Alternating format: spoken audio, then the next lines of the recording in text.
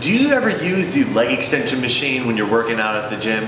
There are a lot of misconceptions and misunderstandings about how to use the leg extension. Check out these tips to make sure you're able to maximize the effectiveness of this machine, as well as make sure your body stays safe.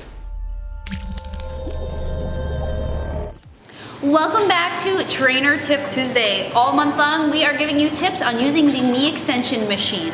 Today specifically, we're going to be talking about where to set the back pad. Most machines have adjustable pads so that you can be sitting back further or sitting up further, but how do you know where the right position is for you? So with the knee extension machine, a lot of machines do have the option to move the back pad forward and back. And where you want to position it is such that when you are seated on the machine, your knee is lined up relatively close to where this axis is, okay? You don't want your knee, you don't want to be so far forward with the pad that your knee is way in front of the axis, and you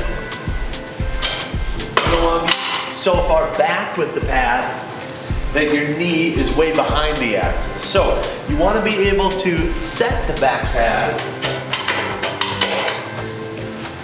at a position where your knees are relatively in line with this axis, and that will help to make sure that your knees stay safer while you're doing this exercise.